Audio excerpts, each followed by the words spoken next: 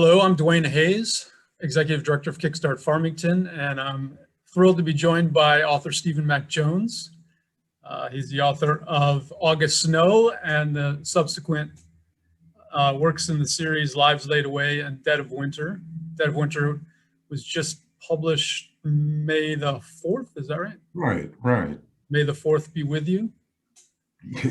Yes, I hope so. Yeah, that's also, it's a special day in my family too for that reason, and it's my son's birthday. So, and then now the triple whammy of the third August Snow book. So it's great.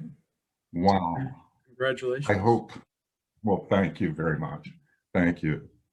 It's good to be with you. It's good to, talk all things Farmington, Farmington Hills, KickstART, and, Dead of Winter, which I just happen to have a copy of. Excellent. Excellent. But So we're going to be talking about, we're talking specifically in relation to the Greater Farmington Film Festival. So we're going to talk a little bit about bringing these works to the screen. But before we do that, for those who are a little unfamiliar with August Snow, maybe haven't read one yet, who is he? Who is this character? All right. Before I begin with that, congratulations on working on yet another Farmington Film Festival. You do a fantastic job. So it's an honor to be here. A little bit about August Snow. August is former Marine, a former detective lieutenant with the Detroit Police Force. He is half Black and half Mexican American. And that choice was, on my part, was on purpose to represent the two largest minorities in the city of Detroit.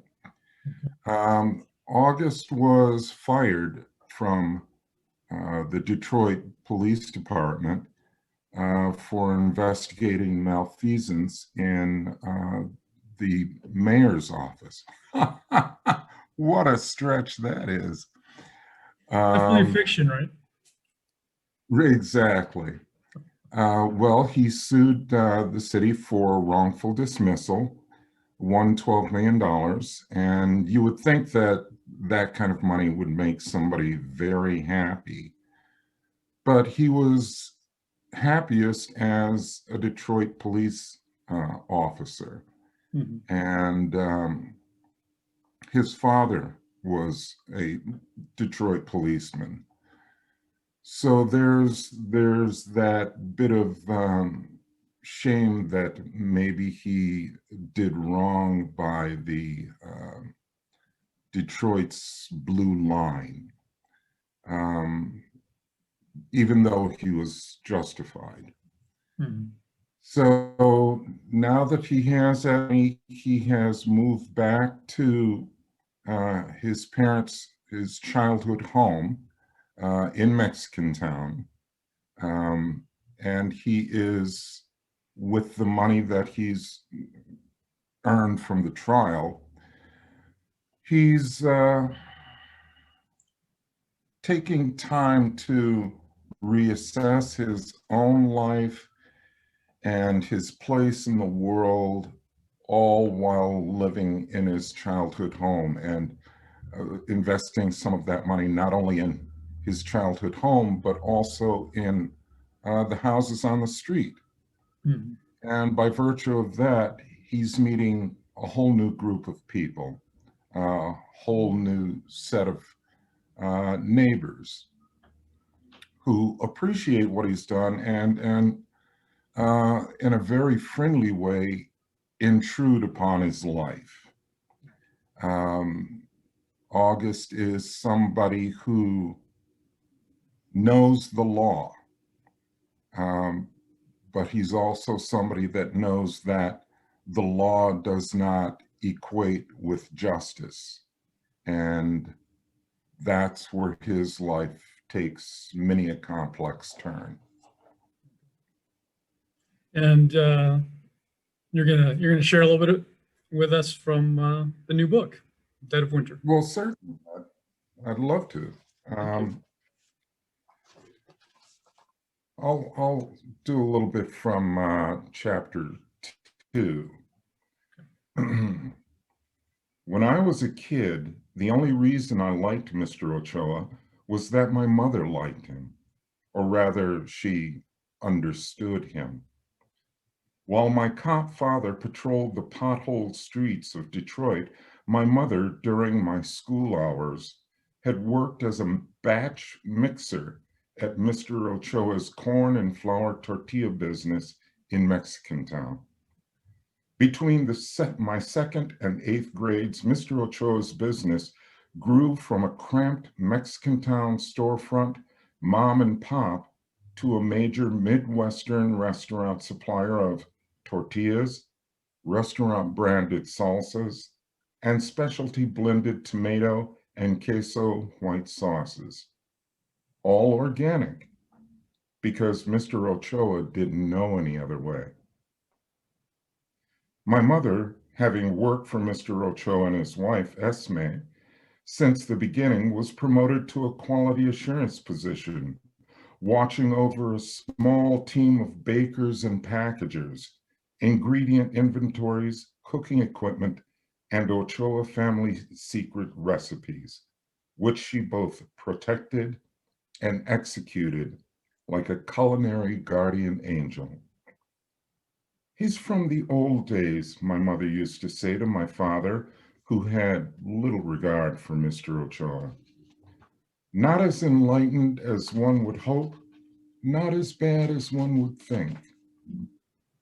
Truth is, Mr. Ochoa was never very fond of Black people, mayates, even though his unflappably loyal director of accounts billables for 30 years, Miss Francine Evers, was a petite, rail-thin Black woman with thick glasses and a shy demeanor. He told my mother Francine was an exception. She wasn't like the rest of them. Apparently, my father was another exception to the Mayate rule, since he'd married into the Greater Chicano family and was a cop who had chosen to live in Mexicantown. My mother believed Esme, Ochoa's late wife, had been the quiet catalyst behind her husband's growing list of exceptions to the myths and assumptions about the Mayate. Now, 20 years later, I sat across from Mr. Ochoa in the 2nd floor Authentico Foods office, still located in Mexicantown on a city block long stretch of Werner Highway, a mile east of the I-75 freeway. With me was my godmother, Elena Gutierrez, wife of my godfather and best friend, Tomas. To Mr. Ochoa's right was his beautiful dark-eyed daughter, Jacqueline. When I'd known Jacqueline in middle and high school, she had always been nice enough, but distant.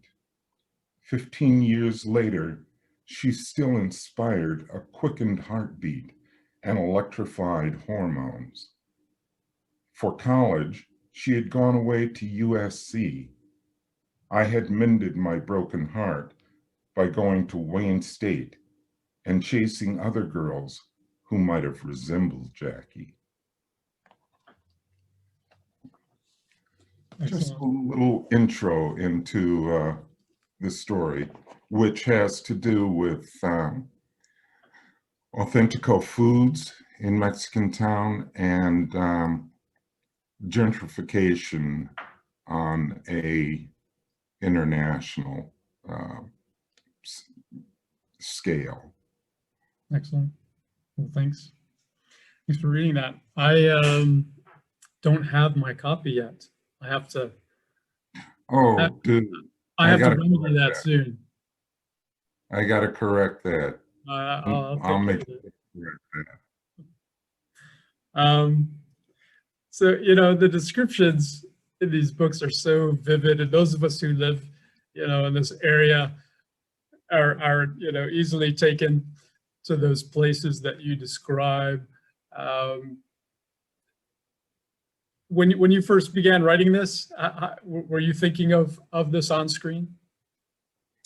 No, it's funny, Dwayne, because when I write, I see it cinematically. I see the story unfold cinematically, because since being a kid, I've loved movies. I've loved film, and I even studied film at Michigan State University for a little bit. So as the story unfolds, it unfolds cinematically in my mind. Um, and that's the way I write. But the film in my mind is on different reels, and you never know which reel they're going to play. So I have to put the reels in order. Sometimes it'll be the reel from chapter 1, 2, 3, 4. Other times it'll be the reel from chapter 15, 16, and 21. And it's my job to make sure that the reels are in order. Yeah. So when did it begin to transfer from the reels in your head to the idea that someone else was interested in putting it on reels? Right. Much to my surprise, Dwayne, it happened shortly after the first book, Okay. August Snow. And what happened was I got a call from my literary agent. Go, Stephanie, yay! And Stephanie very casually said, do you have time to speak with this producer next Tuesday at around 12 o'clock, around noon? And she mentioned who the producer was, and what was I doing? I was sitting at home with my laptop and, making sure that the recycling was, separated correctly. That's So, not a call you get all the time. Do you want to talk to this producer next week? right. So it was, yeah, I think I can clear my schedule. So that Tuesday came, and I'm sitting where I'm sitting now at our dining room table, had my phone on speaker, and here is this producer that I had seen nearly every one of his films, some of his TV shows, known worldwide, respected worldwide, great film artist, and he is telling me that he's trying to sell me on going with his production company. At that time, it was not a hard sell, but Well, I have a call 5 minutes later with another producer. You'll have to. Right, exactly. So this producer is telling me that every dime I make goes on the screen, every penny, et cetera, and so forth, and on and on and on for like 20 minutes. And finally he said, well, let's talk again. I'll catch up with you in a week or two. So, okay, yeah, that sounds great. It was a pleasure to meet you. So a week or two goes by, and we have another call, and it's even more intense of, you've seen my work, you know what I can do. And I'm thinking, wow, this is more intense than I expected. So he said, okay, we'll talk again in a couple weeks, and I hope you've, come to a decision.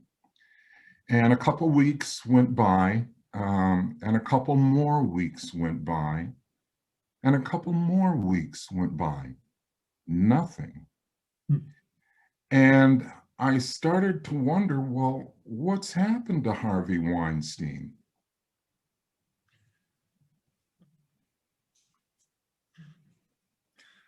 Yeah, there was that. Yeah, there's a few minor things were happening with Harvey Weinstein, Few right? minor things, right, Yeah. right. Um, so I guess it didn't teach me a lesson. It reinformed and solidified a lesson that I had always been brought up to believe, and that was the old saying of don't count your chickens until the eggs hatched. Uh, so was I a little disappointed? Of course, but uh, justice has to take its course too. So I was pleased with that. And you didn't have to return a new car that you'd purchased or anything like that. So. No, no, no. I did tear up the plans for the in-ground swimming pool Okay. uh, and the heart-shaped jacuzzi. Oh, really? That's too Yeah, bad. yeah. Um, but yeah, Hopefully those things could be revived, though. well, I love swimming, but that's why there's the why. And as far as jacuzzis, you never know how fresh that water is, Absolutely. So, Yeah. um, So how did things pick back up then? well, fortunately, I have a film agent um, who has been working diligently um, since that first episode. And Jody he believes in the books, he believes in the project. So, much to Jody's credit, there are people that have, how shall I say, signed papers and made commitments to bringing August Snow to life. And I could not be happier with the team that's been assembled. That's great. So what can you tell us about that team? Keegan, Michael Key's involved. And Yes. how and when did that start? When did you first learn about his involvement? Well, it's my understanding that when August Snow first came out, and it was attached to another producer, um, it was my understanding that Keegan, who is from Detroit and whose heart is in Detroit, uh, went around the town, Hollywoodland, trying to find out who it was attached to because he wanted to be involved. So he hooked up with a gentleman at the production company that it was attached to. And I was later on a call where the producer said, what do you think about Keegan Michael Key as August Snow? And I thought, that's incredible. One, because I know he's capable far beyond his comedic chops, which are brilliant. His comedic chops are legendary. And I think we've all seen comedians that have eventually shown an extraordinary dramatic side, capability for handling the gravitas of drama. And Keegan fit the bill. He really did. And not to mention, and I hope he will laugh at this, but I had come to know Keegan like 35, 40 years earlier.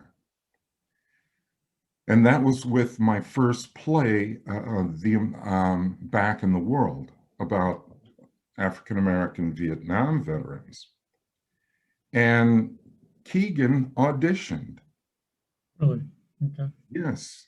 And he was brilliant. He was just stunningly brilliant. The only problem was he was 16. Wow. And, you know, for the life of me and the director and producer, he looked just high school young, too high school young to play a Vietnam veteran. So in some ways, because of that incident, I feel like I owe him. Not that he hasn't earned it. But Well, I was going to ask you, you know, just between us, we won't have to tell anybody else, but did you ever envision somebody else in the role? No, you don't have to answer it. To be honest with you, yes. I'm sure that, you know, once it starts being talked about, you begin to, you know, put together your list, right? You know,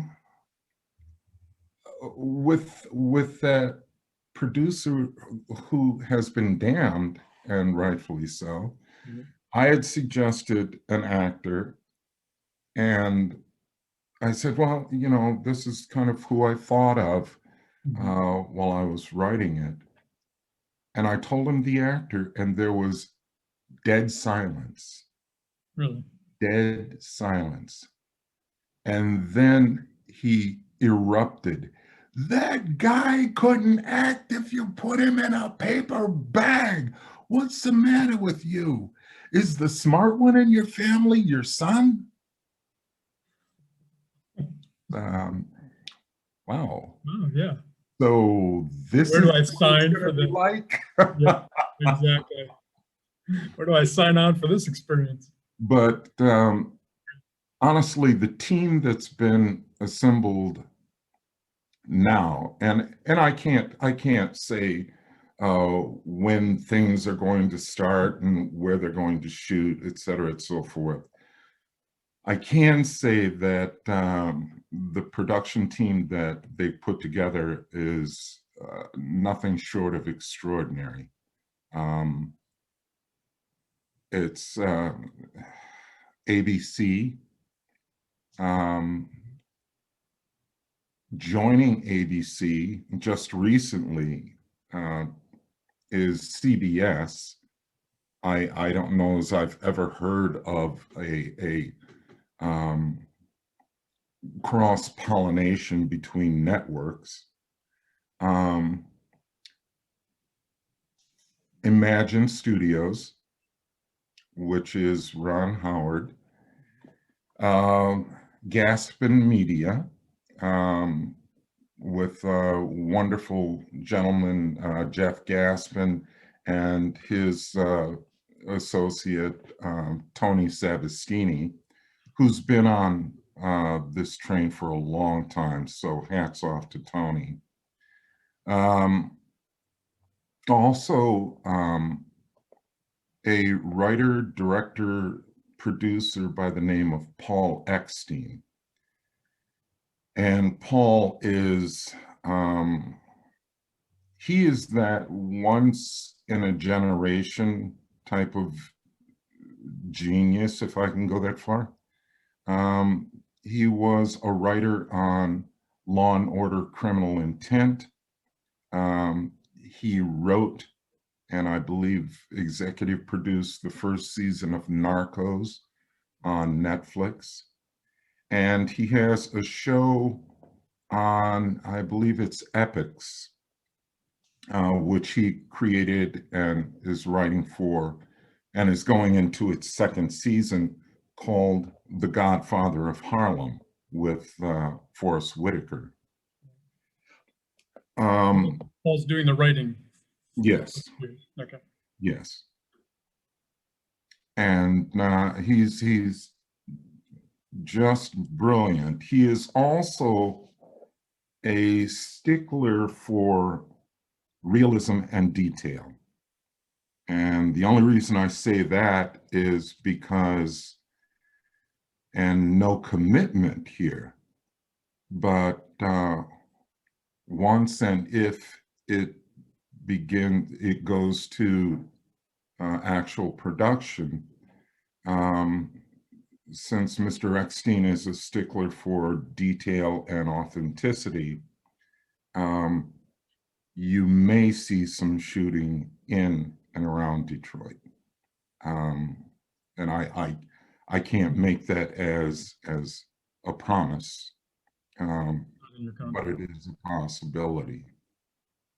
He's the kind of person that said for Narcos, well, there's a scene that takes place in Mexico City, and for economic reasons and location reasons, we can shoot in Southern California, you know, just add kind of an amber lens to everything. Or we can go to, surprise, Mexico City. And then went to Mexico City to shoot. So with that in mind, I would think there's at least the possibility of some shooting here. When and if. So there's a really experienced group putting this together, and this isn't the first project for these people. That's right. Is this? Do you know? You're not involved in the writing. Is that correct? No, I'm not. No. Do you know if it's a situation where they're telling the story of a particular book and starting with August Snow, or are they doing stories just kind of based on his character as with August as the character, and then creating their own storyline? Well, that's where I have to plead ignorance. At this point, I believe it's going to be episodic, a series. Okay. And it may very well follow the pattern of, let's say, Bosch on Amazon Prime, where one entire season, 8 to 10 episodes, covers one of Michael Connelly's books. Okay. So I'm not familiar with that, even though I am the consulting producer. I thought you got a special hat to wear for that, don't you? Is that in the Well, other? I have to buy the hat, but it's a really reasonable price. Okay. And I have to bring my own chair. So, Right. but other than that, sounds good. Yeah, that's great. So, are you going to have some Hitchcockian cameos? Are you going to step off a bus or walk out of a Coney? It's going to be where's Steve in this episode? Well, God, I hope not. I hope they have more. I hope they have more sense than to put me in front of a camera. I'm perfectly happy to stay behind the camera and let these professionals do what they do. I'll be happy sitting not too far from here, running the reels of a new book in my head. Yeah. Okay. That's great. Well, I hope, in addition to, picking up that producer's hat, that there's perhaps a screening at the Farmington Civic Theater or something. That would be fun to roll it out there. That certainly would be nice. And I'll tell the good folks something else. I make a loving reference, I believe, in the second book to Silver Dairy, of the one and only Silver Dairy, which is where, much of my money has gone for Mary Kate. Yeah, medium twist in a cone in a cup. Have I got that down? Cone in the cup. Got it. Yeah. Oh, yeah. Yeah, you don't want to lose anything. No. Capture the entire twist. Yeah, we spend a lot of time there as well. Yeah. Yeah. Fine place. That is. Well, before we go, I want to introduce you to my writing partner. Excellent. Where is your writing partner at in terms of book 4? Yeah, you can go now. Yeah. That's, again, like, I just published book 3, man. Yeah, no, it's not that. It's just that it's still that Midwestern sensibility that I've got of, talk about something until it's done. Yeah. But I will say that I am working on book 4, and where it goes from here, I have no idea. But yeah, there is that. Okay. Well, Steve, thanks so much for your time. Really appreciate it. And we're all excited and looking forward to seeing August Snow on the screen. So, well, thank you, Dwayne. And I would just like to say to anybody that watches this, support KickstART, visit the KickstART gallery. Some beautiful art by wonderful artists. Dwayne is a genius at making these things happen. And also support KickstART, support independent bookstores, because this has been a really hard time for them.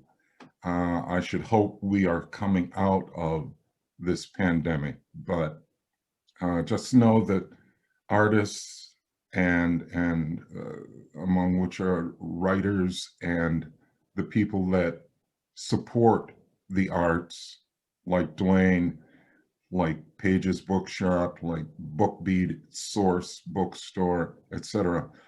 They're the ones that are on the front lines with the hope that when we come out of it, our humanity is restored and enriched and empowered through art. So that's my spiel. And that's a perfect way to end. Thanks so much. Of course.